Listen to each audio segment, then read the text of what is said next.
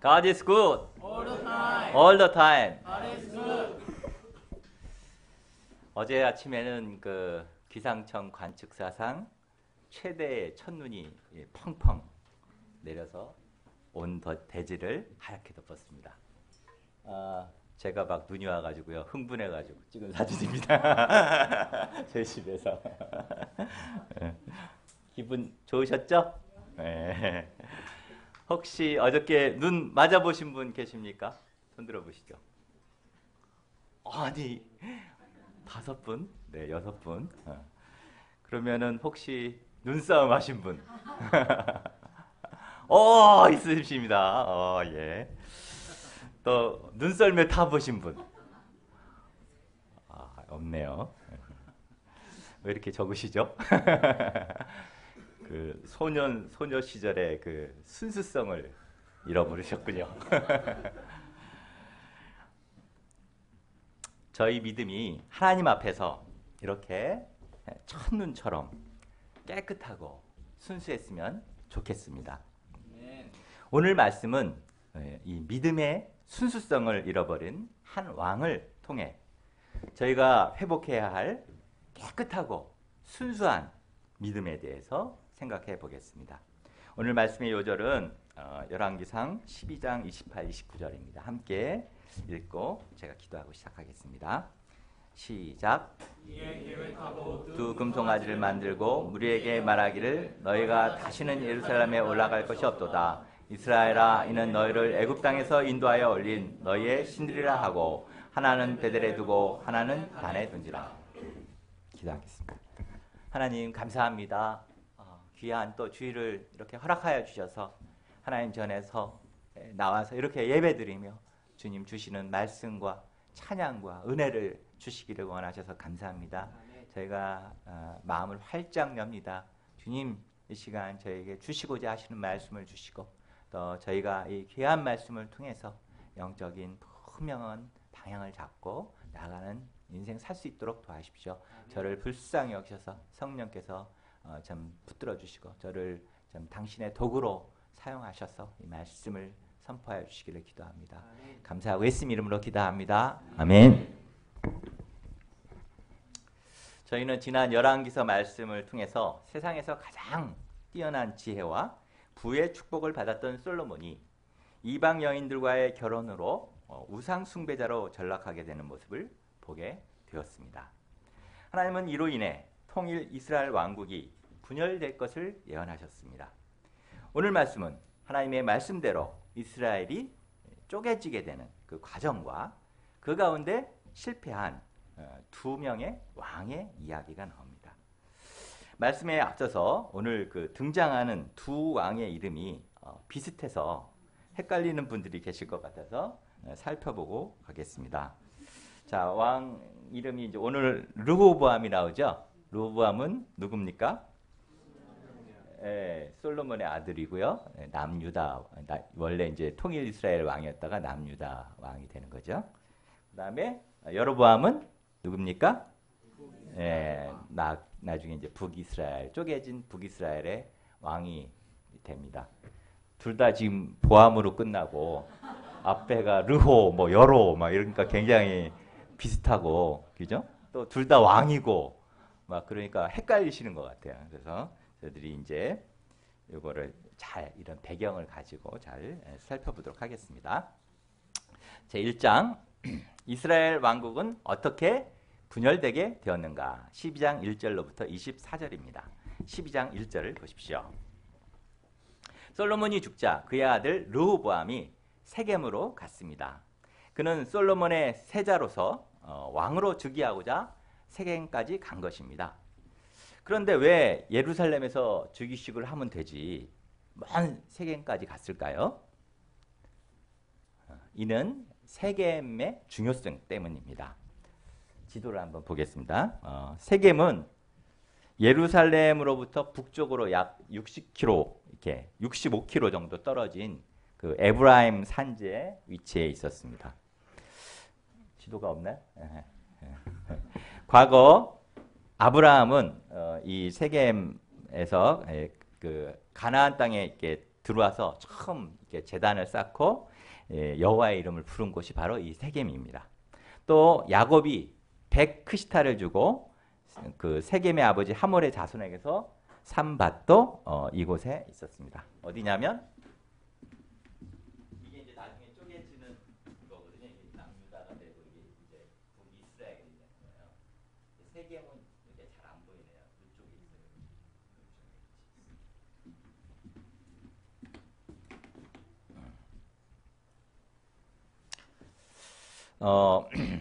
또 애굽에서 가져온 요셉의 뼈도 이곳에 장사하였습니다.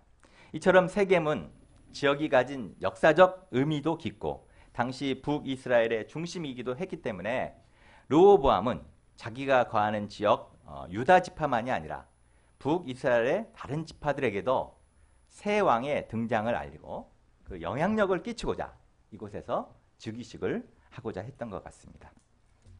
2절 3절을 보십시오. 이렇게 르호보암이 세겜에 도착하자 북이스라엘의 무리들이 새 왕을 만나기 위해 왕 앞으로 나왔습니다. 그런데 거기 대표로 나온 사람은 다름 아닌 솔로몬을 피해 애굽으로 도망가 있던 여로보암이었습니다. 그는 애굽에서 솔로몬 왕의 죽음 소식을 들었습니다. 그가 때를 기다리고 있던 차에 마침 그 르호보암 왕이 온다는 소식을 접한 북이스라엘의 무리들이 사람을 보내 그를 세겜으로 불러들였습니다. 왜 북이스라엘 사람들이 여로보암을 불렀을까요? 아마 유다 지파의 왕이 온다고 하니 그들도 자기의 뜻을 대변할 만한 아주 힘 있는 사람이 필요했던 것 같습니다. 그래서 전에 가장 큰 그 요셉 지파의 감독이었던 르호보암을 앞세워서 그들의 뜻을 전하고자 했던 것 같습니다. 그들은 르호보암에게 나와 무엇이라 탄원하였습니까? 4절을 보십시오. 왕의 아버지가 우리의 멍에를 무겁게 하였으나 왕은 이제 왕의 아버지가 우리에게 시킨 고역과 매운 무거운 멍에를 가볍게 하소서. 그리하시면 우리가 왕을 섬기겠나이다. 이를 볼 때 솔로몬은 많은 건축 역사를 하며 백성에게 많은 고역과 무거운 멍에를 매게 했다는 것을 알 수 있습니다. 나라의 겉모습은 아주 화려했지만 백성들은 너무 고되었고 이제 새로운 왕이 즉위하게 되니 이걸 좀 개선해달라고 하는 청원이었습니다. 이는 고달픈 민초들의 솔직한 심정이었고 그렇게 할 때 르호보암은 그들의 마음을 얻을 수 있었습니다. 그러나 이 말을 들은 르호보암은 바로 판단할 수가 없었습니다. 그래서 3일이 지난 후 다시 오라고 하며 무리들을 돌려보냈습니다. 그리고 어떻게 해야 할지 두 부류에게 자문을 들었습니다. 먼저는 솔로몬의 생전에 그 앞에 모셨던 노인들에게 자문을 구하였습니다. 노인들은 나라의 원로들로서 산전수전을 다 겪고 백성들의 마음을 헤아릴 줄 아는 지혜가 있었습니다. 그들은 왕에게 백성을 섬기는 자가 되어 섬긴다면 그들이 영원히 왕의 종이 될 것이라고 조언하였습니다. 그러나 8절을 보십시오. 여로보암은 이 자문이 왠지 썩 마음에 들지 않았습니다. 그래서 이 자문을 버렸습니다. 왜 그랬을까요? 혹시 답정너라는 말 들어보셨습니까? 무슨 뜻인지 아십니까? 그 답은 이미 정해져 있으니 너는 내가 원하는 대답만 하면 돼. 이게 이제 답정너죠. 노인들의 자문은 그가 원하는 대답이 아니었기 때문에 그는 버린 것입니다. 결국 그가 다시 찾은 자들은 누구입니까? 다음 자문단은 그와 함께 자라난 어린 사람들이었습니다. 왕자와 함께 자랐다면 그들의 신분이 어땠을까요? 그들은 분명 이스라엘의 최고위층 가문의 자녀들이었을 것입니다. 얼마 전 우리나라 대표 항공사인 그 K항공의 오너 일가 자녀들의 갑질 사건을 우리는 보았습니다. 또 며칠 전 C방송국 사장 초딩딸이 그 50대 운전기사에게 막말하는 모습을 보기도 하였습니다. 모두 다 그런 것은 아니겠지만 대체로 고위층 자녀들은 그 부모 덕에 아주 그 잘 먹고 잘 있고 아주 부족함 없이 자란 자들입니다. 그들은 그 열정과 의욕은 넘쳤고 또 이제 권력을 막 휘두르는 그 맛은 알았지만은 그 어려운 자들의 입장은 전혀 생각하지 못하는 자들이었습니다. 그들의 자문이 어땠을까요? 10절, 11절을 보십시오. 이 백성들이 왕께 아뢰기를 왕의 부친이 우리의 멍에를 무겁게 하였으나 왕은 우리를 위하여 가볍게 하라 하였은즉 왕은 대답하기를 내 새끼손가락이 내 아버지의 허리보다 굵으니 내 아버지께서 너희에게 무거운 멍에를 매게 하였으나 이제 나는 너희의 멍에를 더욱 무겁게 할지라. 내 아버지는 채찍으로 너희를 징계하였으나 나는 정갈 채찍으로 너희를 징계하리라 하소서. 내 새끼손가락이 아버지의 허리보다 굵다고 말하면은 도대체 얼마나 큰 겁니까? 상상을 해보십시오. 얼마나 큰 자라는 겁니까? 또 막 정갈 채찍으로 때리겠다.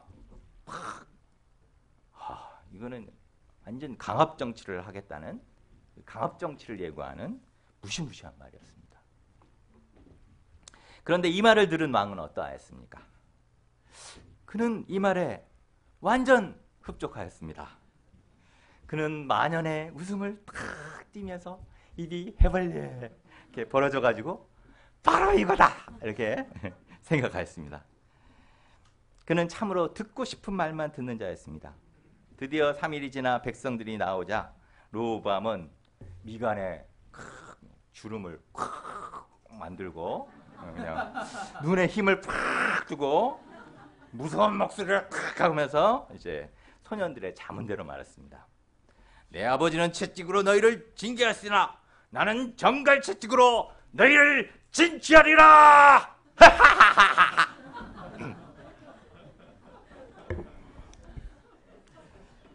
그러나 16절을 보십시오.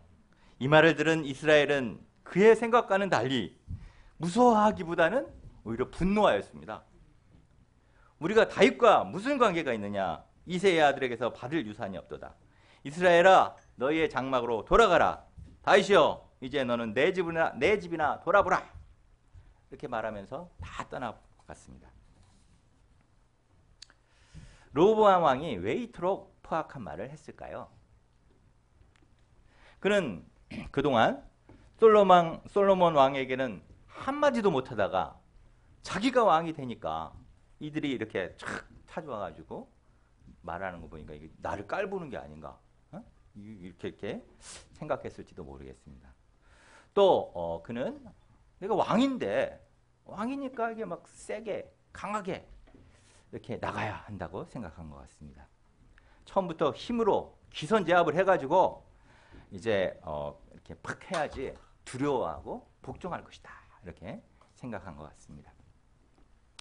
또 15절을 보니 백성의 말을 듣지 아니하였으니, 또 16절에 보니까 왕이 듣지 아니함을 보고라는 말이 나옵니다.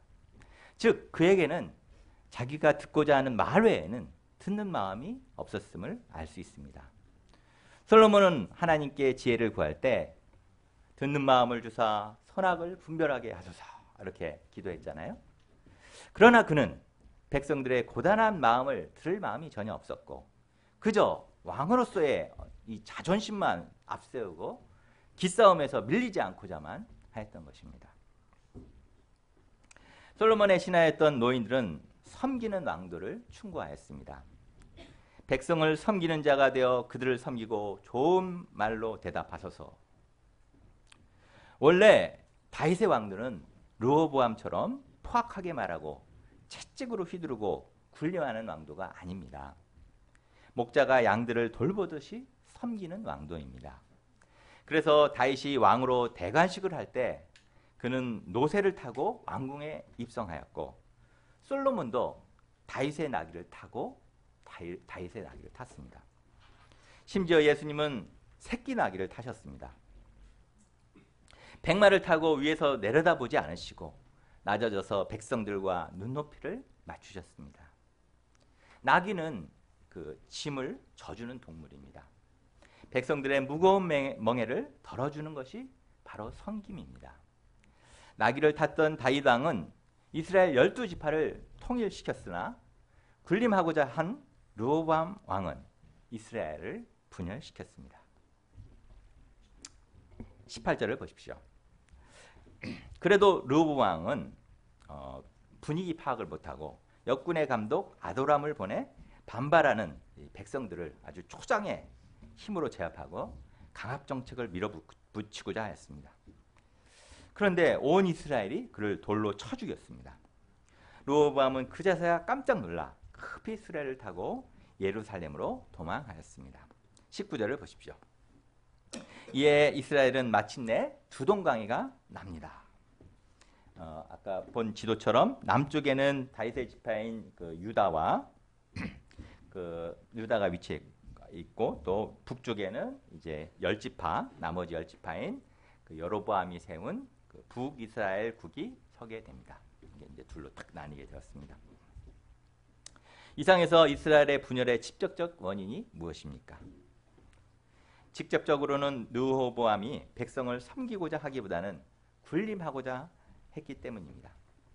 그러나 분열의 보다 근본적인 원인은 솔로몬의 불순종과 우상 숭배의 죄 때문에 하나님께서 아이에게 주신 그 말씀을 이루신 것입니다. 21절을 보십시오. 르호보암이 예루살렘에 돌아와 생각해 보니 너무나 분하였습니다. 순식간에 나라를 반토막으로 날려버렸기 때문입니다. 그래서 그는 용사 18만 명을 끌어모아 전쟁을 일으켜 쪼개진 나라를 회복하려고 하였습니다. 그러나 하나님께서는 선지자 스마야를 통해 전쟁을 멈추라 하며 동족상잔의 비극을 막으셨습니다. 제2장 여로보암은 왜 금송아지를 만들었을까? 12장 25절부터 14장 20절까지입니다. 25절을 보십시오. 여로보암은 북이스라엘의 왕이 되자 에브라임 산지에 세겜성을 건축하고 수도로 삼았습니다. 그리고 이어서 분이엘 성도 건축함으로 외적에 대해 단단한 방어선을 구축하였습니다. 그는 하나님의 약속대로 왕이 되었고 이제 말씀에 순종하고 다윗과 같이 율례와 명령을 지키고 살면 하나님이 그와 함께 하시고 축복받을 일만 남았습니다. 그런데 그에게 어느 날 한 생각이 떠올라 그를 두렵게 하였습니다. 그것이 무엇입니까? 26절을 보십시오. 그는 마음에 스스로 이르기를 나라가 이제 다윗의 집으로 돌아갈 것이다. 이런 생각을 하게 되었습니다. 하나님의 약속을 받았고 르호보암의 죄로 백성들에게 왕으로 추대받았고 나라도 이제 견고해져 가는데 그는 왜 갑자기 이런 생각을 하게 되었을까요? 27절에 보면 그 이유가 나옵니다. 함께 읽어보시겠습니다. 시작. 만일 이 백성이 예루살렘에 있는 여호와의 성전에 제사를 드리고자 하여 올라가면 이 백성의 마음이 유다 왕된 그들의 주 르호보암에게로 돌아가서 나를 죽이고 유다의 왕 르호보암에게로 돌아가리로다 하고 율법에 따르면 이스라엘 백성들은 1년에 3차례 절기 때 예루살렘 성전에 가서 제사를 드려야 했습니다. 그래서 북이스라엘 사람들도 남유다에 있는 그 예루살렘 성전으로 내려가야 했습니다. 그런데 이를 방치해 두면 백성들이 제사 드리러 갔다가 예루살렘이 유다에 있고 또 성전은 솔로몬 왕이 세웠는데 왕의 전통성은 르호보암 왕에게 있는 거 아닌가? 이렇게 생각하며 자기를 죽일 거라는 이런 걱정을 한 것입니다. 이는 인간적으로 근거가 있을까요? 물론 당연히 그럴 수 있습니다. 예를 들어서 예루살렘 성전이 이렇게 이제 서울에 있다고 생각해 보세요. 근데 이제 북한 사람들이 1년에 3번씩 서울에 와서 이게 제사를 드려 내려온다면 어떤 생각을 할 수 있겠습니까? 북한은 낙후됐는데 남한은 왜 이렇게 발전해 있지? 우리 정권이나 체제가 잘못된 거 아니야? 이렇게 생각할 수 있지 않겠습니까? 하지만 그는 이때 어떻게 해야 했을까요? 그는 선지자 아이야를 통해 주신 그 약속의 말씀을 믿어야 했습니다. 하나님의 말씀에 순종하면 번성케 하고 경고케 하신다는 약속입니다. 그가 이 말씀을 순전한 마음으로 믿었다면 그는 불안해하기는커녕 오히려 아주 자신 있게 행동했을 것입니다. 명절이 되면 백성들이 하나님의 말씀에 순종하여 그 예루살렘으로 잘 내려갈 수 있도록 특별 그 전세버스를 이렇게 무료로 제공할 수 있습니다. 또 성전을 찾지 못하는 사람들을 위해서 곳곳에 그 기도처를 세워줄 수도 있고, 또 율법을 막 복사해 가지고 나눠주면서 그 이제 말씀 교육에 힘쓸 수도 있었습니다. 그러면 하나님께서 북왕조를 북 주시고 오히려 남왕조도 품고 섬기는 큰 나라가 되게 하실 수 있었습니다. 그러나 여로보암은 하나님의 말씀을 믿지 못하였습니다. 그 때문에 나름대로 인간적인 계획들을 세웠습니다. 28절에서 30절을 보십시오. 그는 두 송아지를 만들었습니다. 그리고 백성에게 무엇이라 말합니까? 너희가 다시는 예루살렘에 올라갈 것이 없도다. 이스라엘아, 이는 너희를 애굽 땅에서 인도하여 올린 너희의 신들이라. 그는 스스로 금송아지 우상을 만들고 그것을 하나님이라고 속였습니다. 이로써 내 앞에 다른 신을 두지 말라, 너를 위하여 새긴 우상을 만들지 말라 하신 하나님의 십계명 제1, 2계명을 정면으로 위배하였습니다.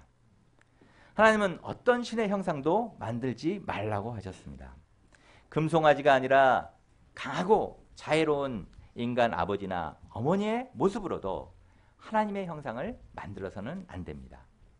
어떤 아름다운 모양으로 만들어도 결국 무한하신 하나님을 심히 제한하기 때문입니다. 그러나 여로보암은 금송아지 하나님을 만들므로 백성들로 하여금 하나님을 모독하는 큰 죄를 지었습니다. 또한 이를 통해 그를 세우신 하나님의 뜻을 배반했고 자기만 아니라 모든 백성들이 이 우상숭배의 길에 빠지도록 몰고 갔습니다. 열왕기서를 읽다가 보면 계속해서 그 나오는 말이 다윗의 길, 여로보암의 길, 이런 말이 이렇게 반복해서 나옵니다. 이는 여로보암이 우상숭배로 가는 길을 그 활짝 열어놓아서 이후에 북이스라엘의 거의 모든 왕이 다 우상숭배를 했기 때문입니다. 그의 악영향으로 그의 집안은 저주를 받아서 그의 아들은 집권 2년 만에 살해되었고 여로보암 집에 생명 있는 모든 자가 한 사람도 남지 않고 다 죽임을 당하였습니다. 또 북이스라엘도 그 우상숭배로 철저히 망해서 그 이방 민족에게 다 동화되고 모두 사라지게 되었습니다. 그 19대까지 갔다가 다 없어져 버렸어요. 그래서 오늘날 우리가 이제 유태인이라고 부르죠. 그 유태인이라고 부르는 그 자들은 모두 다 그 남유다 사람들이에요. 남유다 사람들이 이제 바벨론 유수를 거쳐서 다시 돌아왔잖아요. 그게 유태인입니다. 북이스라엘 사람들은 다 없어져 버린 겁니다. 아주 철저히 심판받은 거죠. 그렇다면 그가 하나님의 많은 은혜를 받고도 왜 이렇게 어리석은 짓을 저질렀을까요? 첫째, 불신으로 하나님이 그에게 하신 일과 하실 일을 믿지 못했기 때문입니다. 사람들은 보통 자기에게 일어난 일들을 우연이라고 생각합니다. 또 잘된 일은 내가 잘해서, 안 된 일은 재수가 없어서 그렇게 됐다고 생각합니다. 그러나 하나님의 백성은 어떤 일이든 그 일이 하나님께로 말미암았다고 생각하는 사람입니다. 여로보암이 왕이 된 것은 표면적으로 보면 르호보암이 백성의 요구를 무시해서 된 일 같습니다. 또 그가 요셉 자손의 감독을 할 만큼 능력이 있어서 그렇게 된 것도 같습니다. 그러나 실상은 어떻습니까? 이는 솔로몬의 우상 숭배를 징계하시고 10지파를 쪼개서 여로보암에게 주시겠다고 약속하신 하나님께서 그 약속을 이루어 주신 것입니다. 여로보암은 하나님이 이스라엘을 나누신 것과 자신이 왕이 된 것이 하나님이 하신 일임을 기억해야 했습니다. 그리고 다윗과 같이 순종하고 율례를 쫓는다면 상황이 어떻게 변하든 하나님께서 그의 나라를 굳게 하실 것을 믿어야 했습니다. 만약 여로보암이 이 일이 우연이나 내가 한 것이 아니라 하나님이 하신 일이라고 생각했다면 그는 겸손히 하나님을 의지하는 왕이 될 수 있었을 것입니다.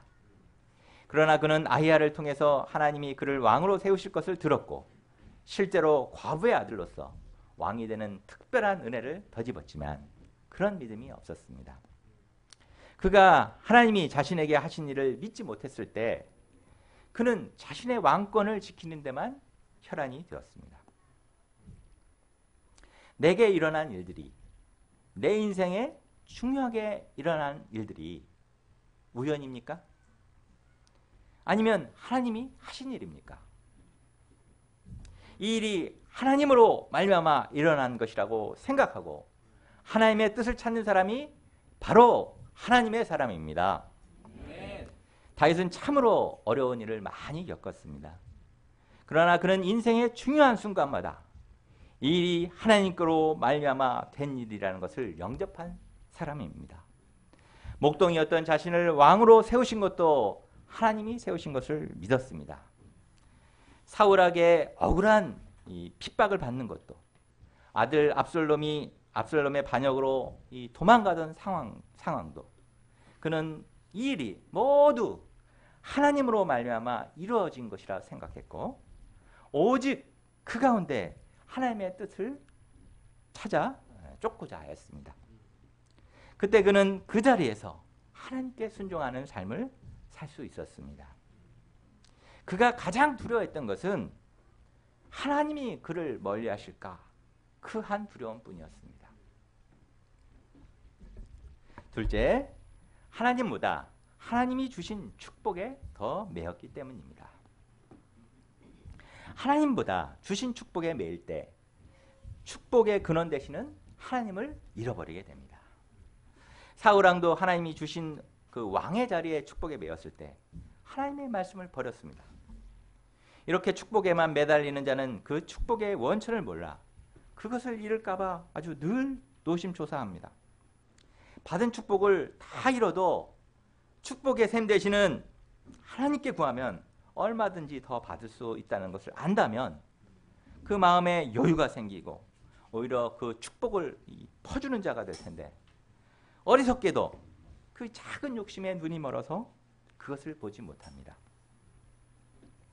이런 자들은 겨우 받은 그 축복 하나만 지키거나 또는 그 축복마저 뺏기고 심지어 그 축복이 저주가 되기도 합니다. 이런 자들이 만들어내는 것이 바로 금송아지 하나님입니다. 그들은 성공의 금송아지 하나님, 성적의 금송아지 하나님, 좋은 학교 금송아지 하나님, 부자의 금송아지 하나님, 이것들을 만들어냅니다. 하나님이 자기에게 원하는 뜻은 구하지 않고 하나님이시라면 그것을 내게 주셔야 한다. 이렇게 스스로 이렇게 하나님에 대해서 정의를 내리고 그 하나님을 만들어내는 것입니다. 이들에게 있어서 하나님은 곧 자기 축복이라는 우상입니다. 그들은 축복을 섬기는 것이지 하나님을 섬기는 것이 아닙니다. 이처럼 축복에만 매달리는 것은 교묘한 우상 숭배인 것입니다. 하나님을 섬기는 것 같지나 사실은 자기를 섬기는 행위입니다. 하나님을 말하고 있지만 하나님을 이용할 뿐이고 최종의 목적은 자기입니다. 성경은 여로보암이 자기를 위하여 금송아지를 만들었다고 말씀하고 계십니다. 그의 꿍꿍의속은 항상 자기를 높이고 자기가 잘 되는 것입니다. 즉 금송아지 하나님을 섬기는 사람들은 모든 것을 나의 기분, 나의 편의, 나의 영광에 맞춥니다. 그의 종교적 열정은 자기를 위함이고 자기가 드러나거나 안전하지 않으면 푹 꺼져버리고 맙니다. 이런 자들에 의하여 신앙의 순수성은 짓밟히고 더럽혀집니다. 내 신앙의 목적이 무엇입니까? 하나님입니까? 자기입니까? 이런 금송아지 하나님 신앙을 가진 자에게 자주 찾아오는 것이 바로 불안과 두려움입니다. 그들에게는 축복이 곧 하나님이기에 축복을 잃을까 봐 전전긍긍합니다. 그러나 하나님이 나에 대한 선하신 뜻을 믿는 순수한 믿음, 참된 믿음을 가진 자는 두려움이 없습니다. 하나님이 순수하고 참된 믿음을 가진 자에게 주시는 것은 두려워하는 마음이 아니요 오직 능력과 사랑과 근신하는 마음뿐이기 때문입니다. 그러므로 두려움에 시달리고 있다면 내 스스로 금송아지 하나님을 만들고 그것만 쫓고 있지 않는지 살펴봐야 합니다. 그리고 그 금송아지가 떠나가고 하나님만이 내 안에 임하실 수 있도록 회개에 기도해야 합니다. 말씀을 붙들고 암송하며 내 안에 나를 택하시고 사랑하시는 그 사랑에 대한 믿음이 임할 때까지 사탄과의 치열한 내적 싸움을 싸워내야 합니다. 31절로부터 33절을 보십시오. 여기에는 여로보암의 또 다른 죄들이 나옵니다. 그는 레위인이 아닌 보통 백성을 제사장으로 세웠고 초막절도 7월 15일에서 8월 15일로 바꿔 제사를 드렸습니다. 그는 모든 것을 하나님께 묻거나 하나님 말씀 중심으로 하기보다는 자기 생각에 옳은 대로 행하였습니다. 즉 그는 자기 생각이 하나님의 말씀을 이기는 자였습니다. 이로써 그는 불경한한 그 왕의 전형이요 모든 악한 왕의 표준으로 전락하고 말았습니다. 13장 1절에서부터 3절을 보십시오. 어느 날 여로보암은 그 베델에 세운 그 금송아지 상 앞에서 직접 이렇게 분향하고 있었습니다.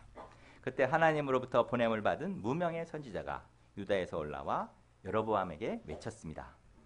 제단아 제단아 여호와께서 이와 같이 말씀하시기를 다윗의 집에 요시아라 이름하는 아들을 낳으리니 그가 내 위에 분향하는 산당 제사장을 내 위에서 제물로 바칠 것이요 또 사람의 뼈를 내 위에 바르리라 하셨느니라. 이는 여호와의 말씀하신 징조라. 제단이 갈라지며 그 위에 있는 재가 쏟아지리라. 이는 약 300년 후 요시아 왕에 의해 이루어질 일에 대한 예언이었고 놀랍게도 그 요시아 왕이라는 사람 말 이름 그대로 정말 이루어졌습니다. 열왕기 하 24장에 보면 나옵니다. 그러나 여로보암은 이 선지자의 경고를 들었을 때 회개하기는커녕 아주 대노하며 잡고자 했습니다. 그는 손을 펴서 그를 잡으라! 외쳤습니다. 그런데 그때 그의 손이 갑자기 뻣뻣해지더니 돌덩이처럼 이게 이렇게 굳어버렸습니다. 아무리 막 손을 힘을 써도 움직이려고 해도 끔찍도 하지 않았고 굽혀지지가 않았습니다. 그리고 갑자기 무조건 뚝딱 하더니 그냥 제단이 팍 갈라지고 제가 제단 위에서 쏟아져 내렸습니다. 삽시간에 제단은 난장판이 되었습니다. 선지자가 말한 그대로 징조가 이루어진 것입니다. 여로보암은 눈앞에서 벌어지는 일들을 보며 깜짝 놀라게 됩니다. 더군다나 자기 팔을 어찌할 수가 없게 되자 그는 결국 이것이 하나님의 경고임을 알고 선지자에게 자존심 구겨가며 도움을 요청합니다. 선지자가 그의 팔을 위해 기도해 주자 그의 팔이 감쪽같이 회복되었습니다. 왕은 선지자에게 감사하며 예물을 주겠다 했지만 선지자는 왕의 집 절반을 준다 해도 받지 않겠다며 되돌아갔습니다. 그는 혼합주의의 땅에서 누구와도 교제하지 말라고 한 하나님의 말씀에 철저히 순종하였습니다. 그는 용감했고 비타협적이었습니다. 여기까지 아주 좋았습니다. 그런데 이런 그가 돌아가는 길에 뜻밖에도 하나님의 심판을 받게 됩니다. 왜 그렇습니까? 이는 바로 알쏭달쏭한 그 한 늙은 선지자 때문입니다. 11절을 보십시오. 베델에 한 늙은 선지자가 살았습니다. 그는 베델에서 선지자 노릇을 하고 있었으니 이 혼합주의 또 사이비 신앙을 가진 자였습니다. 그는 아들들로부터 유다에서 온 하나님의 사람에 대해서 듣고 그를 따라가 자신의 집에 초대하였습니다. 그때 젊은 선지자는 전처럼 단호하게 그럴 수 없다 대답하였습니다. 그런데 이런 그가 무슨 말에 무너집니까? 나도 그대와 같은 선지자라 하는 말 때문입니다. 그는 천사가 자신에게 새로운 여호와의 말씀을 전달했다며 이렇게 거짓말하였습니다. 우리도 종종 이런 말을 듣습니다. 나도 교회 다녀요. 저도 집사입니다. 저도 장로입니다. 저도 신앙생활 할 만큼 했거든요. 그리고 그 다음에 주로 무슨 말을 합니까? 아주 불신과 유혹의 말을 합니다. 결국 젊은 선지자는 그도 선지자라는 그 말에 속아 마음을 풀고 그 유혹에 넘어갔습니다. 그는 자기에게 하나님이 주신 말씀과 완전히 반대로 말하는 선지자의 말을 한 번쯤 의심해 봐야 했습니다.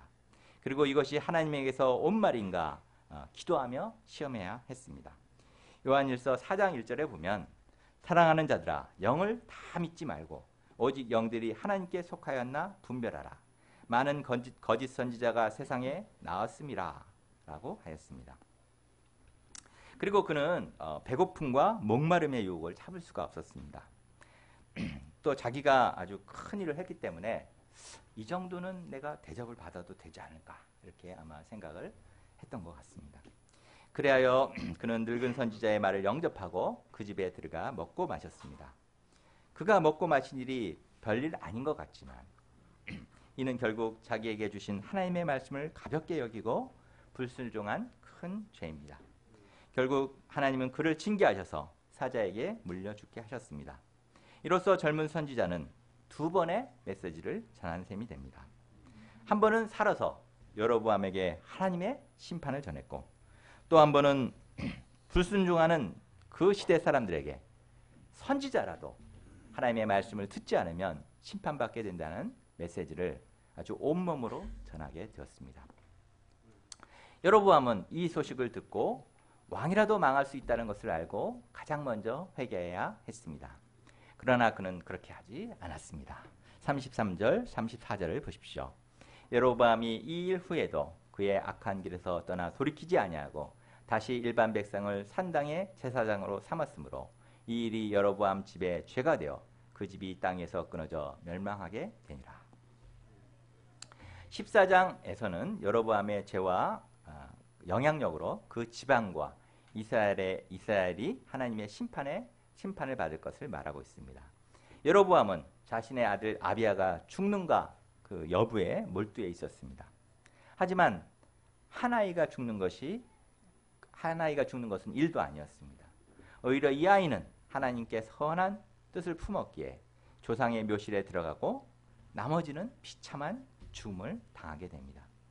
그의 나쁜 영향력으로 결국 이스라엘 전체가 하나님께 버림을 받아 약속의 땅을 잃어버리고 이방 땅으로 흩어지게 됩니다.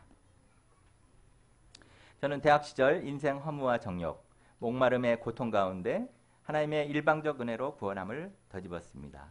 하나님은 제 인생을 축복하셔서 저는 믿음의 가정을 이루고 목자요, 선교사요, 교사로서 살아가는 큰 축복을 덧입었습니다. 신앙생활 하는 동안 중국 파견교사 선발과 치매 걸린 어머니가 예수님을 영접하는 사건, 이 두 사건이 여러 사건 중에 정말 불가능을 가능케 하시는 정말 기적 중에 기적을 체험하는 역사였습니다.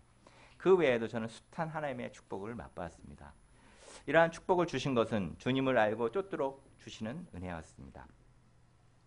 그러나 저는 항상 이 축복이 필요할 때는 그 축복을 통해서 하나님의 영광을 드러내 주시도록 기도하며 매달리다가 그 축복을 덧입고 나면 입을 싹 씻고 하나님의 뜻을 쫓기보다는 내 생각과 내 의지대로 죄를 떠나지 못하고 살아오기를 반복하였습니다. 특히 저는 교회에서만 목자의 삶을 살았지 세상에서는 목자로서 영향력을 끼치거나 주님을 드러내는 삶을 살지 못하였습니다. 오히려 하나님의 힘을 빌어 나의 영광을 위한 삶을 살고자 했습니다. 교사로서 승진하고 세상에서 존경받고 높임받기를 원했습니다. 그러나 하나님은 이런 저를 아시고 저를 철저히 낮추셨습니다. 저는 파견교사로서 승진 가산 점수가 있었지만 제대로 연구 보고서를 쓰지 못했고 세상적 일의 능력도 떨어졌습니다. 또 나름 좋은 교사라는 자부심이 있어서 아이들과 학부모의 인정받는 재미로 살았는데 하나님은 귀국 후 이런 저를 때리셨습니다. 귀국 후 저는 처음으로 학부모에게 항의도 받고 투서도 받고 심지어 아이들에게 면전에서 욕을 얻어먹기까지 하였습니다.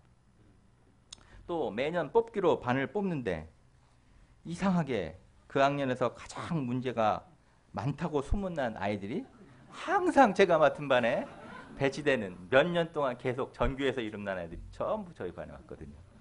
반복되었습니다. 그러자 학교 가는 일이 항상 이렇게 무겁게 느껴졌습니다. 학교를 생각하면 가슴이 두근거리고 불안해지는 증상이 생겼고 그러다가 기도하면 간신히 괜찮아지곤 하였습니다. 제가 돌아볼 때 이는 여로보암과 같이 축복만 쫓는 자가 아니요 하나님과 그의 뜻을 쫓게 하시려고 하는 하나님의 사랑이요 또한 경고임을 깨닫습니다.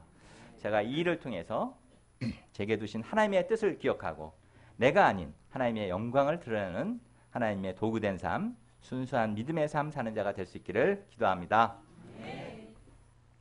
이상으로 저희는 이스라엘의 멸망과 금송아지를 만든 여로보암에 대해서 살펴보았습니다. 하나님이 왜 여로보암을 축복하셨습니까? 솔로몬과 같이 우상의 길을 걷지 않고 하나님만을 쫓는 왕이 되도록 하기 위함이었습니다. 그가 다윗의 길을 갔다면 그와 그의 나라가 모두 하나님의 약속처럼 견고해지고 축복의 길을 갔을 것입니다. 그런데도 여로보암이 왜 금송아지를 만들었습니까? 축복에만 눈이 홀렸기 때문입니다. 축복만 쫓으면 축복은 복이 아니라 저주가 됩니다. 저희가 여로보암과 같이 어리석은 삶을 살지 아니하고 하나님이 나를 지명하신 뜻과 축복해 주신 그 뜻을 알고 하나님의 영광 드러내는 삶 사는 자들이 될 수 있기를 기도합니다. 또 어떤 상황 속에서도 믿음이 흔들리지 않고 하나님을 신뢰함으로 영원히 축복받는 축복을 덧입는 그런 분들이 다 될 수 있기를 기도합니다. 제가 기도하고 마치겠습니다. 하나님 감사합니다. 저희에게 이 귀한 주님의 말씀을 듣게 하셔서 감사합니다. 하나님은 저희를 사랑하시고 저희를 지명하여 부르셨습니다. 또 저희를 크게 축복하셔서 구원과 정말 생명의 역사를 이루시고 또 정말 기적의 역사들도 많이 맛보게 하셨습니다. 그러나 저희들이 정말 이 하나님의 뜻을 생각지 아니하고 또 이것이 하나님께 온 것이라 생각하지 않고 또 축복에만 매달려 살 때가 얼마나 많습니까? 이 어리석은 삶 때문에 결국에 저주받은 여로보암을 통해서 저희가 정말 이런 축복만 쫓는 어리석은 자가 아니요 정말 하나님이 내게 두신 뜻을 쫓고 그것을 믿으며 걸어가는 순수한 믿음의 사람들이 될 수 있도록 축복하여 주시옵소서. 믿음을 더하여 주시옵소서. 감사하고 예수님 이름으로 기도합니다. 아멘.